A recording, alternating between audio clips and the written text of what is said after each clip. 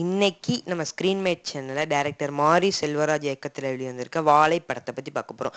இப்போ இந்த படத்தோட ஒன்லைன் என்ன அப்படின்னு பார்ப்போம். ஸ்கூலுக்கு போகிற வயசில் உள்ள ஒரு பையன், அவனும் அவன் ஃப்ரெண்டும் பாண்டட் லேபர்ஸாக போகிறாங்க.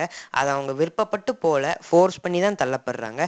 அதுக்கடுத்து அந்த ஊர் மக்கள் என்னென்ன துன்பம் படுறாங்க, என்னென்ன கஷ்டப்படுறாங்க, இதுக்கடுத்து என்ன நடந்துச்சு அப்படிங்கிறத இந்த படத்தோட கதையே.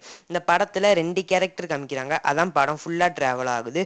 அதில் ஒரு கேரக்டர் ரஜினி ஃபேனாகவும் இன்னொருத்தன் கமல் ஃபேனாகவும் இருக்காங்க. அதில் ரஜினி ஃபேனாக இருக்கவேன்னா நம்ம படத்தோட ஹீரோ சிவனைந்தன். அந்த கேரக்டரை பொன்வேல் அப்படிங்கிறவங்க பண்ணியிருந்தாங்க. ரொம்ப நல்லாவே நடிச்சிருந்தாங்க.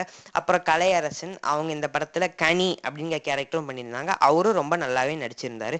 அதுக்கடுத்து திவ்யா துரைசாமி, அவங்க இந்த படத்தில் ஹீரோவோட அக்காவாக நடிச்சிருக்காங்க. அவங்களும் ரொம்ப நல்லாவே நடிச்சிருந்தாங்க. அது போக கேஸ்டிங் ரொம்ப சூப்பராகவே இருந்துச்சு.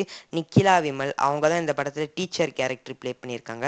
அந்த பசங்க டீச்சரை போய் அட்மையர் பண்ணுற விதமாக இருக்கட்டும், போய் பேசுகிற விதமாக இருக்கட்டும், காமெடி எல்லாமே ரொம்ப நல்லாவே ஒர்க் அவுட் ஆயிருந்துச்சு. ஒரு விளிம்பின் நிலையில் இருக்க குடும்பம், அந்த குடும்பத்தை சேர்ந்த பையன் ஒரு சின்ன சந்தோஷத்தை அனுபவிக்கணும்னா கூட எவ்வளோ கஷ்டப்பட வேண்டியது இருக்குது அப்படிங்கிற படத்தை ரொம்ப நல்லாவே காமிச்சிருப்பாங்க. பாண்டட் லேபர்ஸ் என்னென்ன பிரச்சனையை ஃபேஸ் பண்ணுறாங்க, ஒரு சின்ன ஊதிய உயர்வுக்கு கூட என்னென்ன கஷ்டங்கள் பட வேண்டியது இருக்குது, முதலாளிகள் எப்படி நடந்திருக்காங்க அப்படிங்கிறதெல்லாம் இந்த படத்தில் ரொம்ப நல்லாவே காமிச்சிருப்பாங்க. அப்புறம் நிக்கிலா விமல், அவங்க வர சீன்ஸ்லாம் ரொம்ப ப்ளசண்ட்டாகவே இருந்துச்சு. ஸ்க்ரீனில் மட்டும் இல்லாமல் அந்த பையனோட வாழ்க்கையிலுமே அதுதான் நடந்த குட் மூமெண்ட்ஸாக இருந்துச்சு. அப்புறம் அவங்க அக்கா அவன் மேலே ரொம்ப பாசமாக இருப்பாங்க.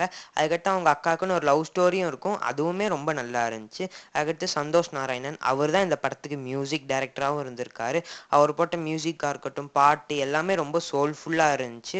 அதுக்கடுத்து இந்த படத்தை வேறு யார் எடுத்திருந்தாலும் இந்த அளவுக்கு நல்லா வந்திருக்குமான்னு தெரில. ஏம்னா இது அவர் வாழ்க்கையில் நடந்ததுனால அவர் அந்த அளவுக்கு க்ரியேட்டிவாகவும் மெச்சூர்டாகவும் இருந்திருக்காரு. The most personal is most creative by Martin Scorsese, அந்த கோட்டை இந்த படம் ரொம்ப நல்லாவே ப்ரூவ் பண்ணியிருக்கு. இந்த படத்தோட ப்ரொடியூசர்ஸ் யாருன்னா மாரி செல்வராஜும் அவரோட ஒய்ஃப் திவ்யாவும் தான். கிளைமேக்ஸில் ஒரு சம்பவம் நடக்குது. அது மொத்த கிராமத்தையுமே பிரட்டி போடுது.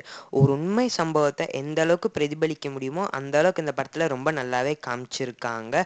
உங்களுக்கு காதல், சந்தோஷம், துக்கம், பள்ளி வாழ்க்கை, குழந்தை தருணம், இதெல்லாம் நீங்கள் மறுபடியும் எக்ஸ்பீரியன்ஸ் பண்ணணும்னா இந்த படத்தை கண்டிப்பாக பார்க்கணும். இப்போ இந்த படம் தியேட்டர்ஸில் ஓடிக்கிட்டு இருக்கு. கண்டிப்பாக போய் பாருங்கள். தேங்க்யூ.